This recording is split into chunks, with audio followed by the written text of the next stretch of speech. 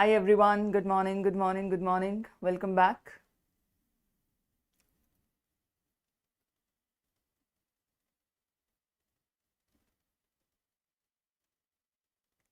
All right.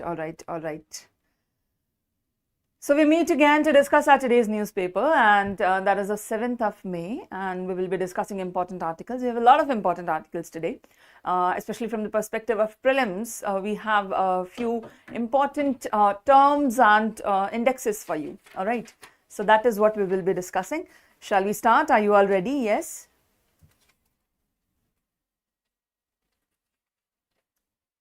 Yes.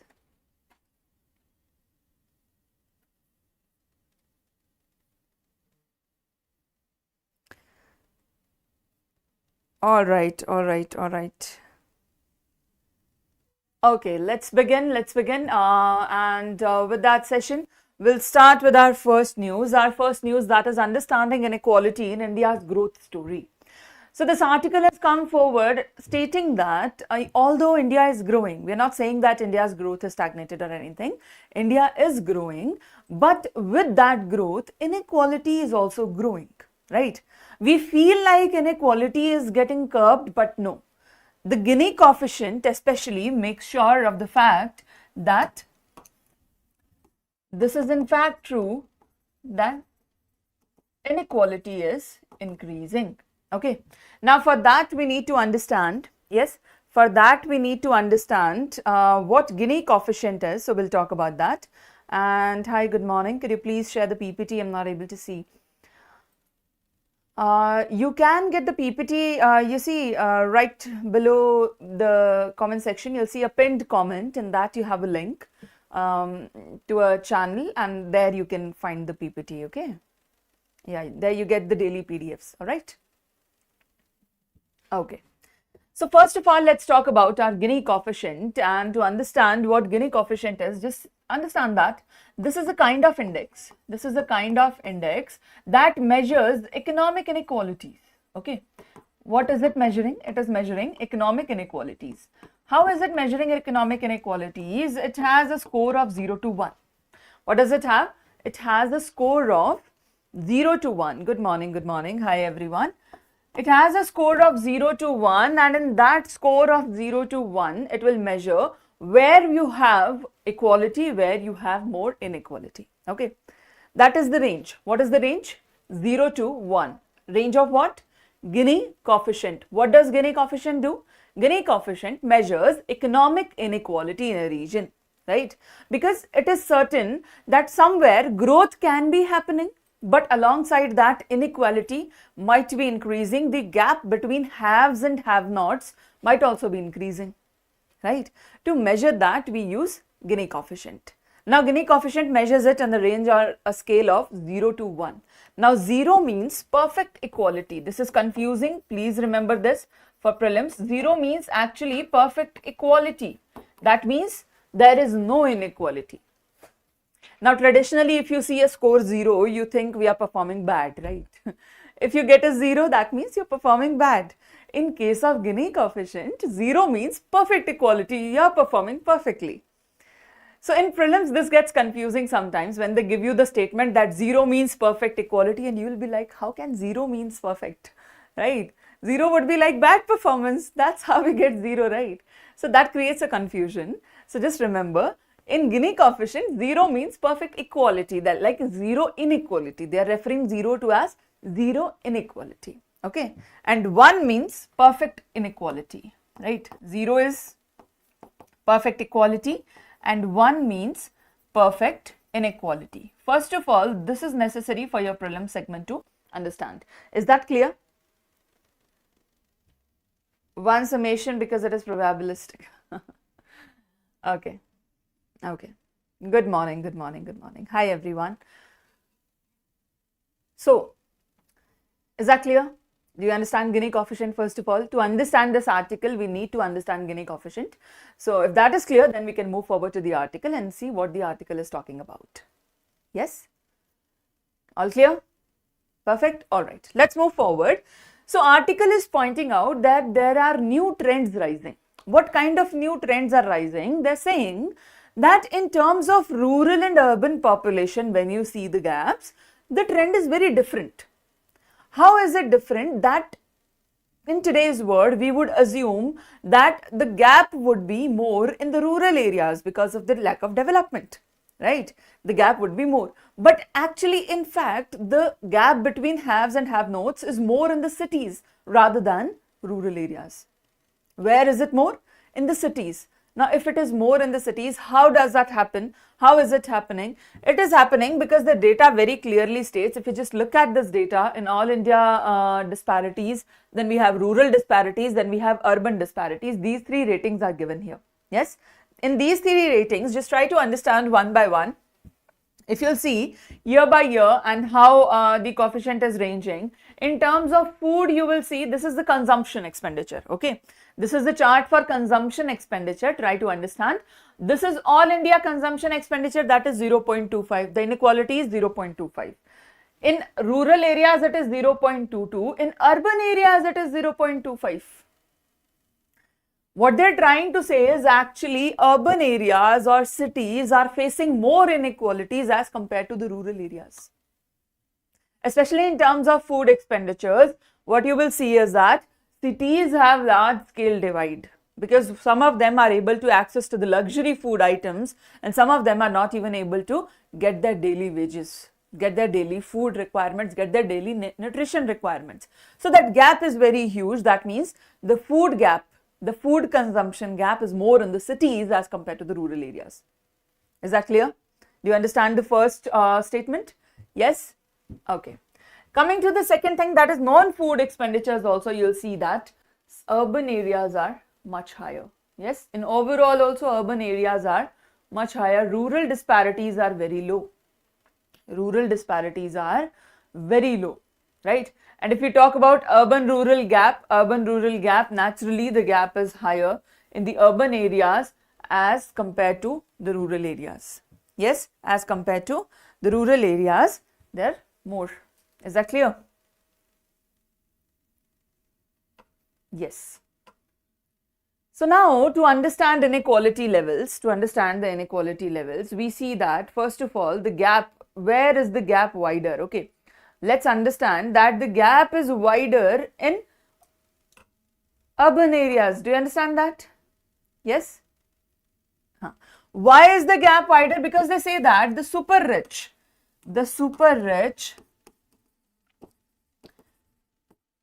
rarely show up in the data.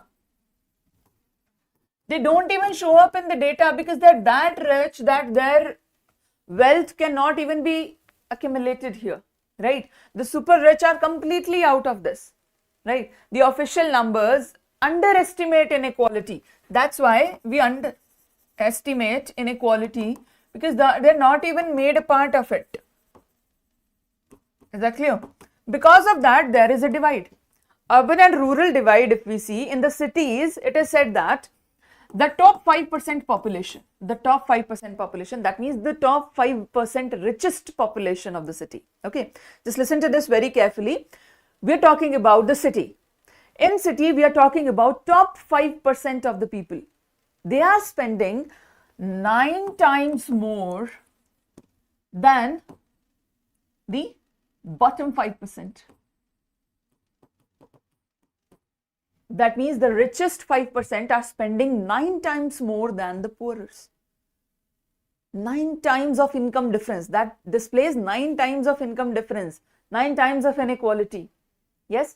As in the rural areas, we'll see the top 5% is spending 6 times more. So it is not that there is no inequality here. There is inequality, but it is lesser as compared to the cities. Clear?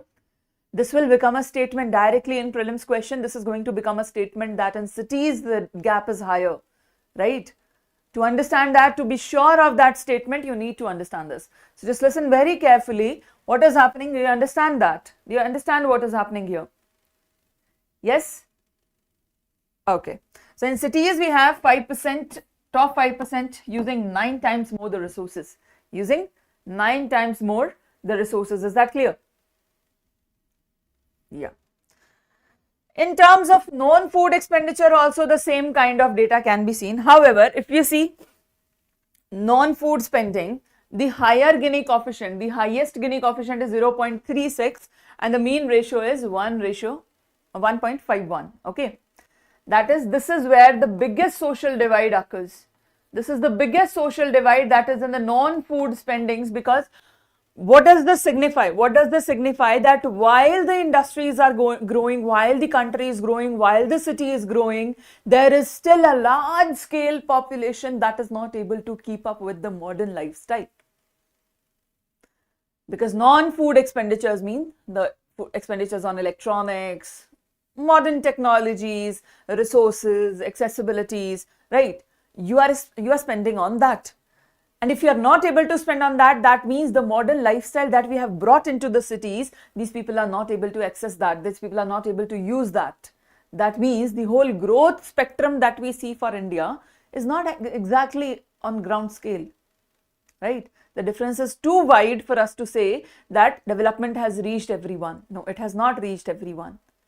So naturally, we can say that this divide is clearly showing that our development has not gone to the last route.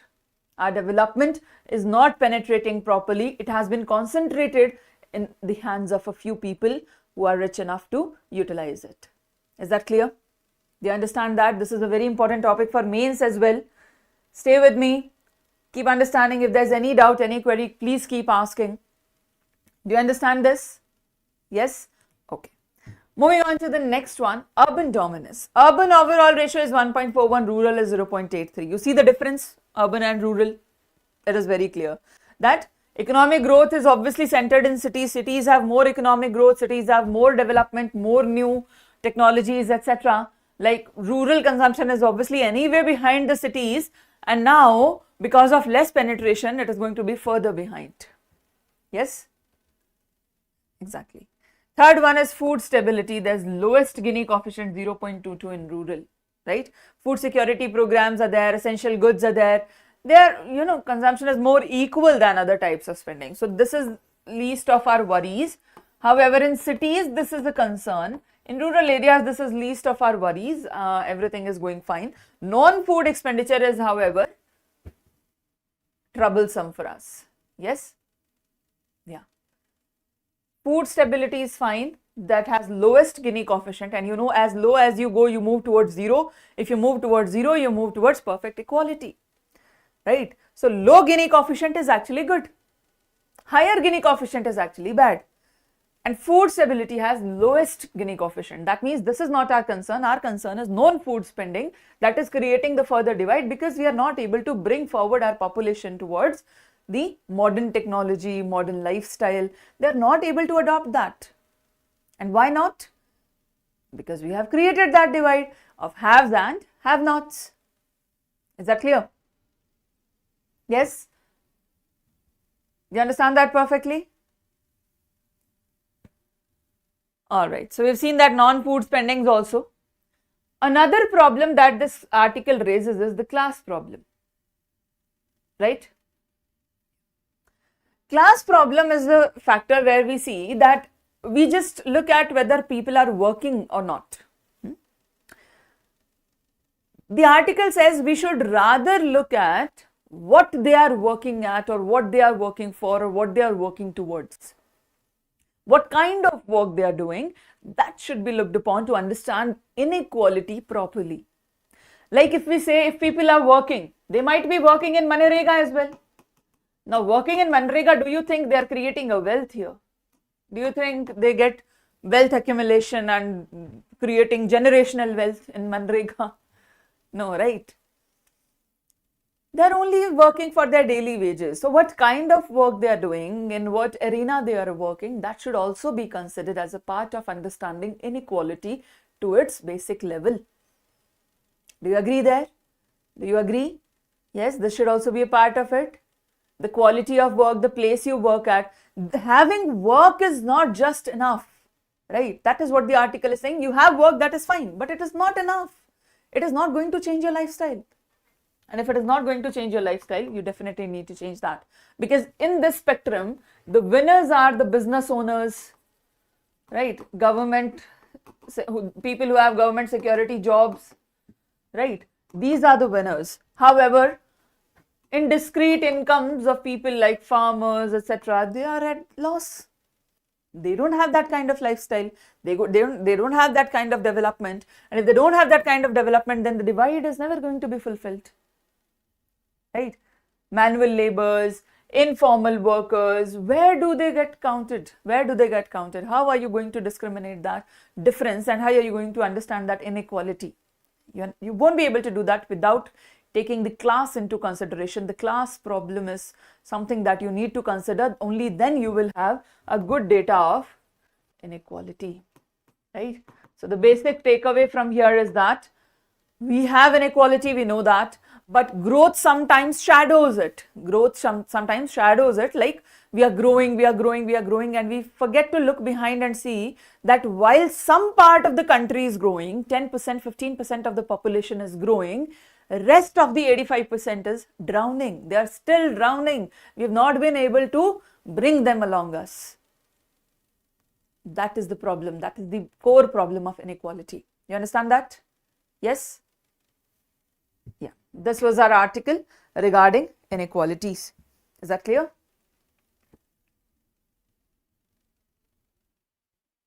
Are we clear on that? Very nice, very nice, very nice. Good morning, good morning, good morning, everyone. Moving on to our next article.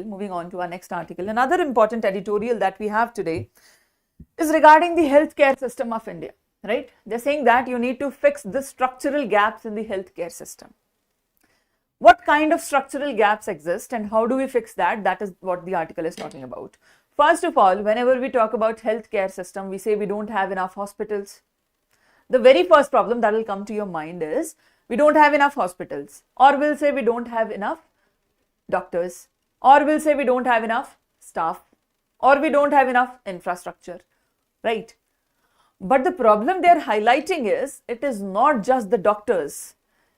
It begins from the colleges. The problem doesn't begin from hospitals, it begins from colleges. How does it begin from colleges? They're saying you are talking about not having enough doctors. We are saying colleges don't have enough professors. They don't have enough professors to actually teach, to actually make new doctors.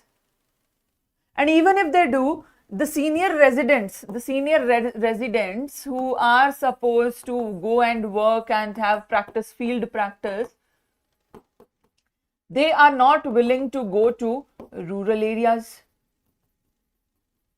The willingness to go settle in rural areas temporarily, not permanently, but temporarily also, to go and live in the rural areas and work at community health centers, that has become a major problem, that community health centers do not have enough services today, right? So to go and work there, they are not ready for that.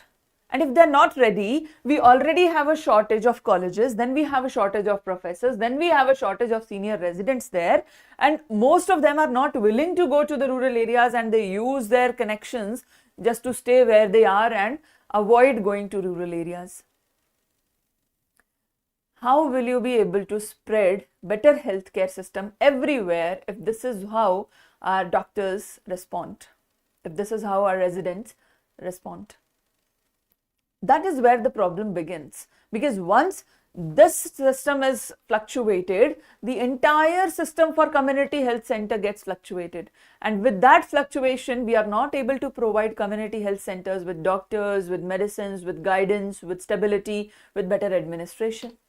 We are not able to give them that, and if we are not able to do that, how are we to expect these centers to grow enough to provide health facilities to entire rural areas? We cannot do that now, can we? Right? So that has become a problem. Yes. Good morning everyone.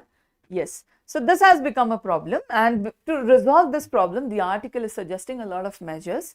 Through data, they are trying to understand what is happening, how the number of doctors are limited, and how at every community health center you don't have a proper structure. Okay.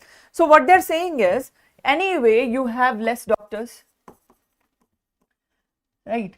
But still you have enough. Having less doctors doesn't necessarily mean that you cannot still deploy them everywhere. You still have enough to deploy everywhere. You still have enough, please believe that. And based on that, you create a structure. You create a structure through which you will be transferring people to community health centers. How will you do that? They said make a group of 5. It should be all or none. It should be an all or none game, where what you'll do is you'll create a group of 5. You will have a top surgeon, you will have an orthopedician, all 5 kinds of doctors you will have, the major 5 kinds you need, the proper surgeon, right? Have a major 5 kind of group. You just need 5 people. Rural population would not require all these things on daily basis. You select one person, one surgeon, orthopedician, one MD, just have one of each. You create a team of 5 and send them to the rural community health center, right? Those 5 will be enough, because the basic problems that come, any of them can deal with it. Any of them can deal with it, with daily sickness, fever, cold, etc. The basic things can be dealt by any of them. So the crowd will be rallied. And special needs for special doctors coming all together, all of the sudden, same day, that is a very high probability, right? We cannot go there. So now what you need is a team of 5. They will go to the community health center. That way all kinds of needs can be catered without deploying many people or large scale staff there. Because they are such professionals, they will be able to handle all kinds of work. That way you won't require many people, but you will still be able to cater to their needs, right? Yeah. Secondly, here you build stronger infrastructure. Here you build stronger infrastructure, then your dependency on the cities or the urban areas is anyway going to decline, or urban hospitals is anyway going to decline. Why? Because these people, if they don't get services at community health center, where do they go? They go to the cities, right? People from all across the villages are going to come where? They are going to come to the cities. That is going to create burden on the urban hospital. If you give better infrastructure here, they won't have to run to cities for basic facilities, for basic health checkups. And that way, you will reduce the burden on urban hospitals. Their performance will also increase. And here they will have basic services at a very minimalistic cost. So the spendings also need to be diversified once again. The spending you are doing on healthcare infrastructure, you need to diversify that and make sure you spend on community health centers as well. Is that clear? Yes, that is how a divide is to be created. Yes. Okay, very nice. Another thing, we have private sector dominance. Okay, what just happened?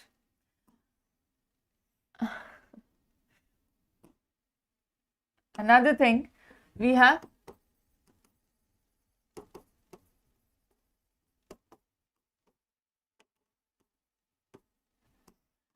private sector dominance. Private sector dominance, why? Because out of 43 new medical colleges, we have 43 new medical colleges, okay? Out of 43, 27 are of private sector. And now private sector fees is very high, right? Not everybody can afford that. So even students who are capable enough won't be able to get the proper studies. Why? Because they cannot afford private tuitions, right? High fees, no obligation, no job, then the talent gap in public health also. Clear?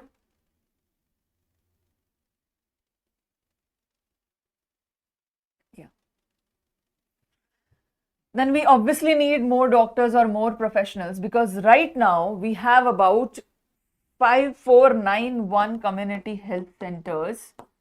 How many? 5491. And the staff that we have, that is just enough to run 882 of them. Just 882 of them. That is the enough staff we have. Right? So this shortage also needs to be catered. But that can only be fulfilled when colleges are more supportive, because more people can be enrolled then only if they are able to pay the fees. But private sector fees, that is not everybody's cup of tea. Right?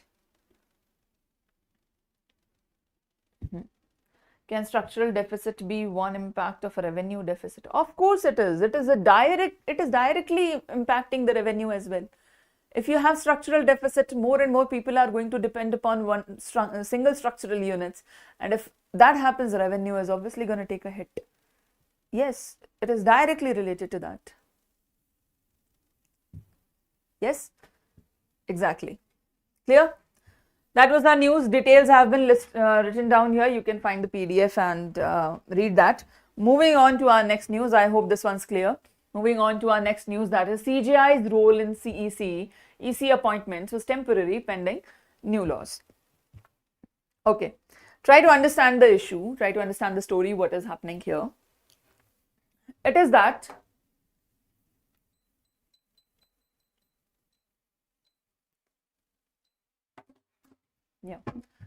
what is happening?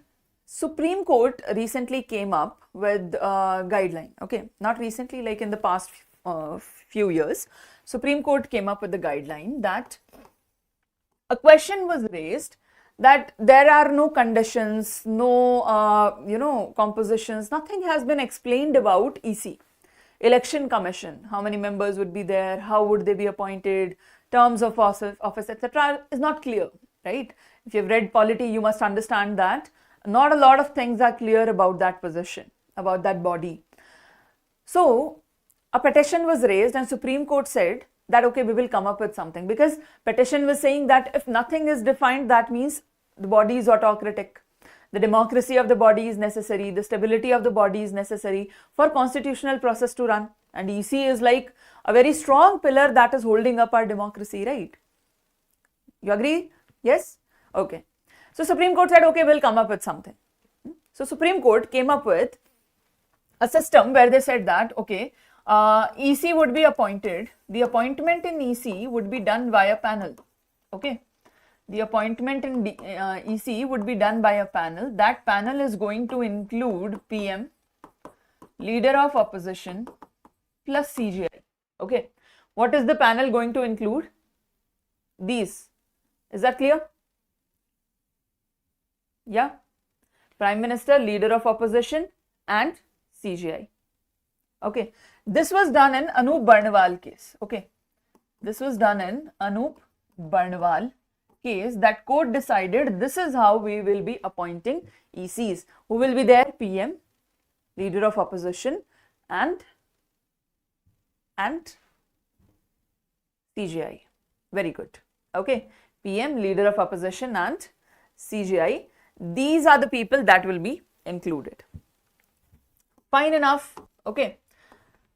Then Parliament came up with 2023 Act.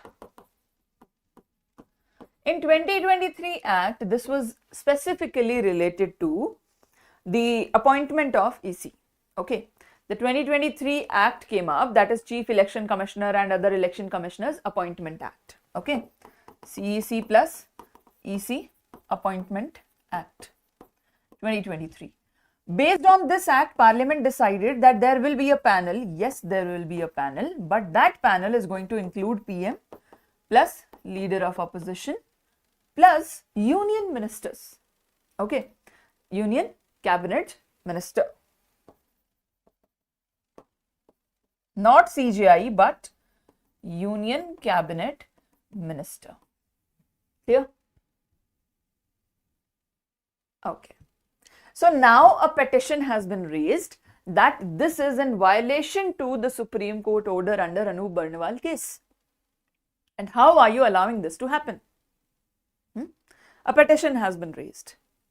Now the twist is actually Parliament has the power to do that. According to the Constitution, Parliament has the power to do this. And when Supreme Court gave this order of panel, Supreme Court in the entire draft very silently added an asterisk mark. Okay, added a star there. In that star, Supreme Court had written, this is a temporary provision and Parliament can any time change this. Because Parliament has the power, because right now there is no system. We are creating a temporary system up until Parliament comes up with its own law, with its own act, with its own procedure. So now people didn't know that. Okay, Supreme Court did so. Now when petition was raised, Supreme Court said that we had already written there that Parliament can anytime dissolve this system and create a new one through their act, because this is a temporary procedure that we are only creating up until Parliament brings up its law. So Parliament is in all its rights to do that. So this is not unconstitutional. But then again, in petition, the cross questioning that came was, okay, fine, Parliament had the right to do so, that is fine, we agree on that. But the problem is now they have changed CJI to Union Cabinet Minister, and this has become entirely executive. This is raising a question on constitutionality, because who is to check them? Who is there to check that they are going to, according to the constitution, they are working according to constitution? And this can also lead to executives' pressure on election commission. Wouldn't that affect independent functioning of election commission then? Can we say election commission is going to function independently if this is the scenario, these are the people appointing them? In every other body, to make sure of independence, we try that panel be diverse enough so that one part, legislature or executive or judiciary, is not dominant there. Now in this case, don't you think that we have created executive dominance, and through that executive dominance, okay, leader of opposition is there, that is fine. To counter current government, leader of opposition is there. But at the end of the day, everybody is a part of executive. That means executive dominance still exists. And if that exists, how can we say EC will be impartial and independent? How can we ensure that it will work independently? EC, which is the strongest pillar upholding the democracy of India, if that is not working independently, how will we ensure free and fair elections, the very basis of democracy? True that. So this concern has been raised, which is a valid concern. Supreme Court will come up with its decision on that. Yes, Supreme Court will come up with its decision on that as to what is going to happen. What do you think? Should this be declared unconstitutional? Do you think this panel should be declared unconstitutional by Supreme Court or not? Or is it fine? Yes. Do you think this is fine, or it should be declared unconstitutional?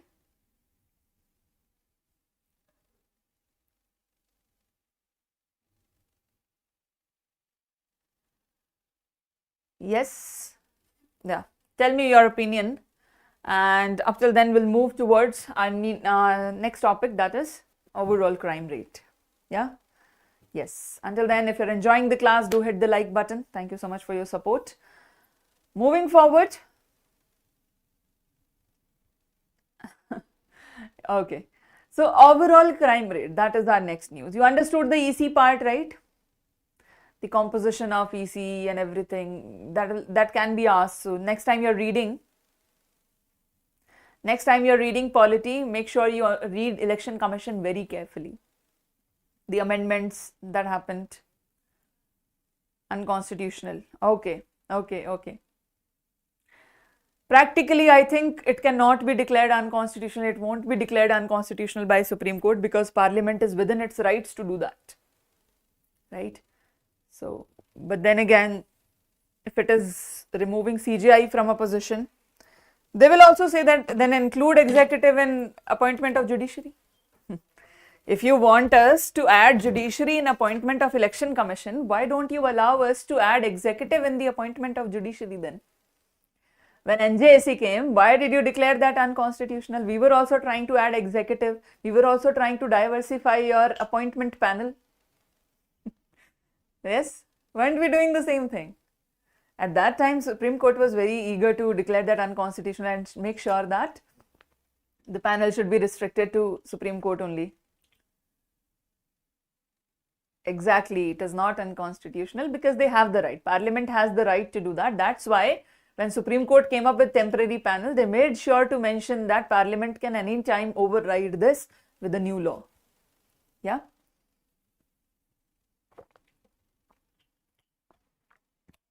Okay, let's move forward. Moving on to our next news. We'll see what Supreme Court does. Okay. Is it really democracy working? See, democracy has become a new mixture. There is no particular sense of democracy in India anymore. We have to find democracy in everything, a little bit of democracy in everything.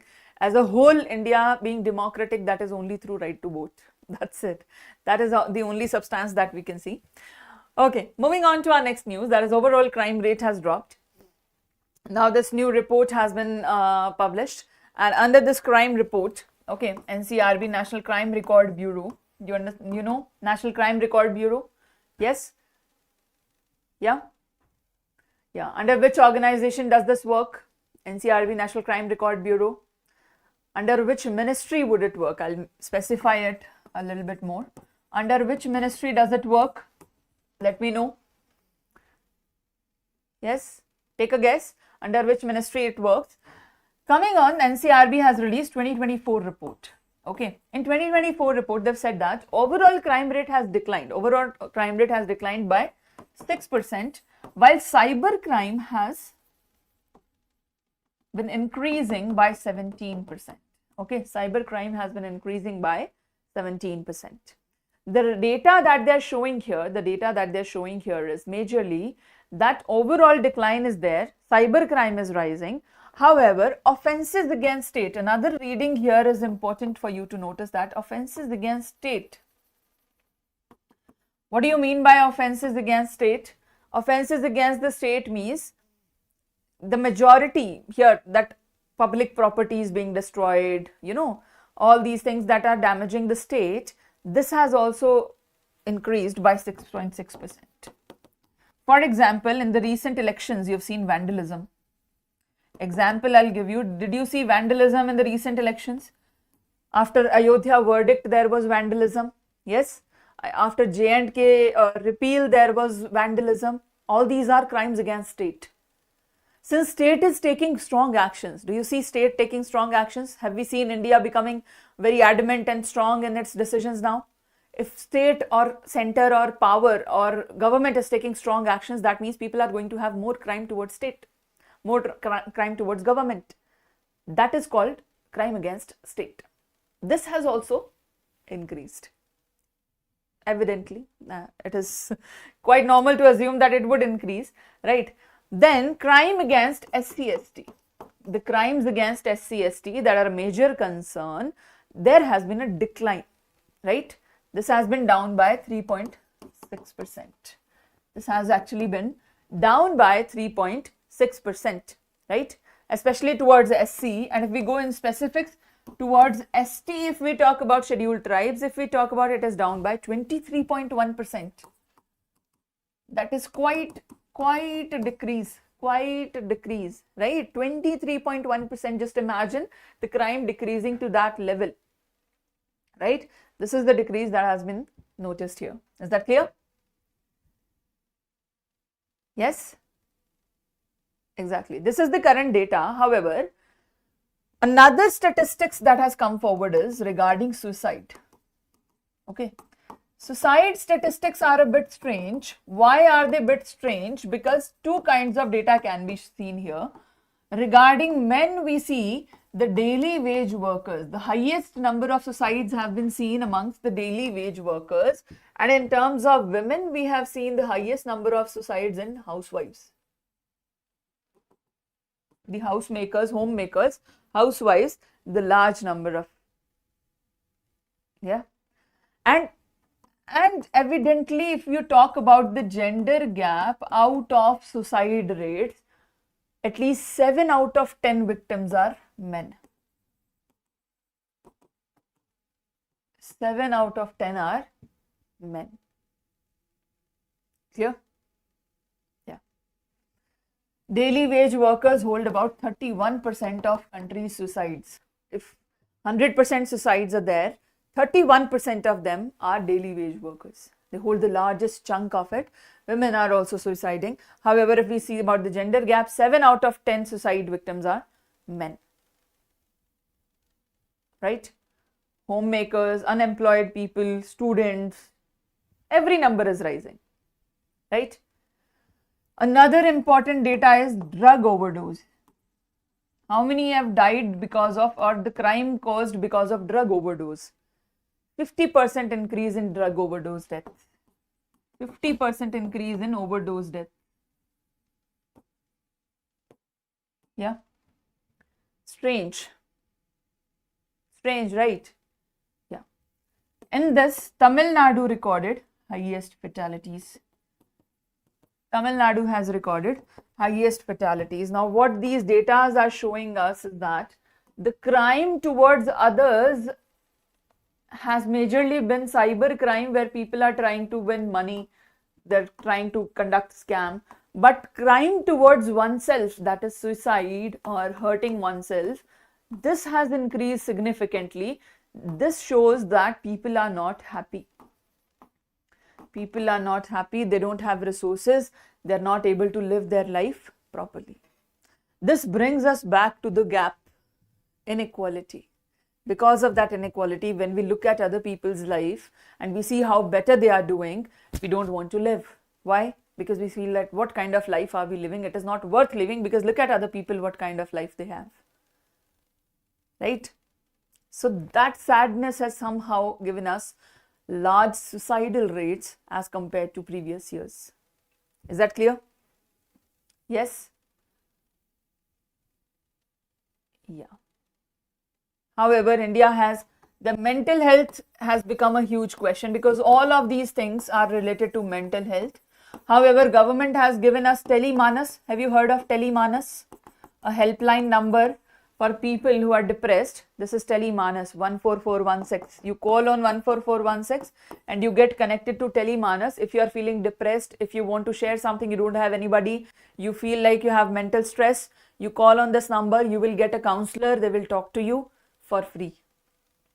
This is government's helpline to make sure students and people who are going under drug overdose and taking such measures to deal with their mental stress, to deal with their trauma, they should be given better options, right? So government has come up with Telemanas. However, this is the data that has been provided by this record. Is that clear? Overall crime rates of India. Then Ministry of Home Affairs, very good. Ministry of Home Affairs, very nice. Okay. Ministry of Home Affairs. Okay. So this is our news regarding crime. We have 2 articles for you to read. I've listed it here. I'm not explaining them because there is nothing new in that, but for you to revise, these articles are very beautifully put. Right? How does election process work? How CM resigns and how new CM takes oath, whether governor removes or whether they resign, what happens, the entire procedure through questions. This has been written here. It is a very beautiful article for you to read and get better understanding of political system. We're not discussing this, you know this already, but I still want you to read this, so I've put the article here. You find the article in the newspaper, this one and this one. There are 2 beautiful articles today for you to read in mains perspective. Please go through them. Please go through them. Okay. Will you do that? Yeah. All right. Let's solve a few questions based on yesterday's paper. Yes. What we do is, today's paper questions you'll find tomorrow. When you have revised the paper well, when you have studied the paper well, tomorrow we'll solve a few questions. Today we have yesterday's paper's questions. Okay. Let's solve them. Yeah. Ready? Okay. With these questions, we'll end the session. Okay.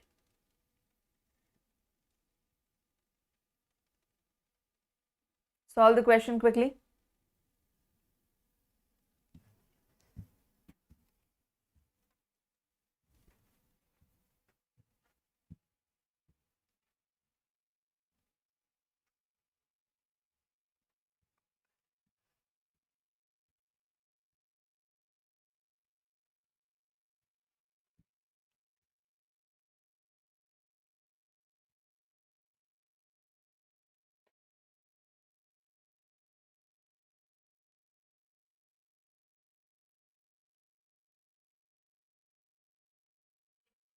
Yeah.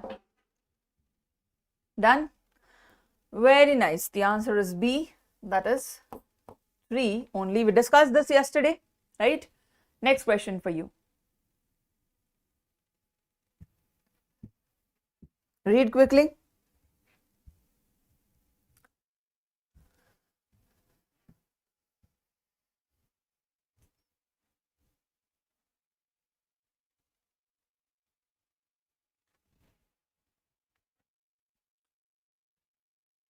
Solar energy storage we discussed yesterday. I think C. Okay. Rest of the students, give your answers.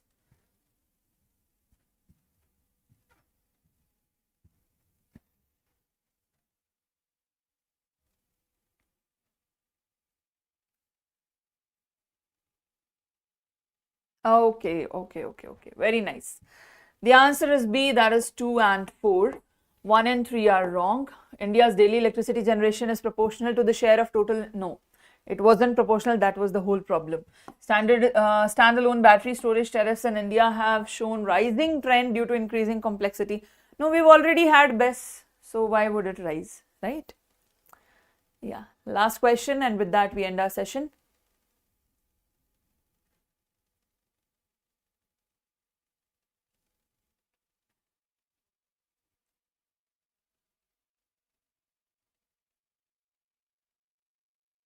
Yeah.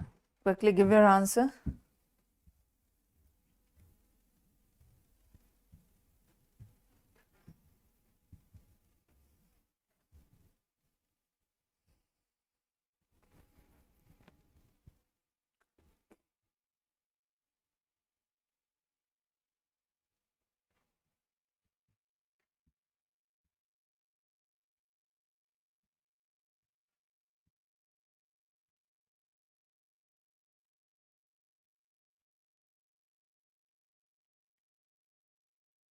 Done? Alright, the answer is A, 1 and 2 only. Third is not correct. India currently accepts UN compliance. No, of course not. Right? Alright, that is our paper for the day. Thank you so much for joining in. Yeah, I hope you understood well enough. Very good, Rishi. You had a correct answer. That's all for the day. Thank you so much for joining in, and we'll continue tomorrow at 8:30 a.m. Yes? Okay.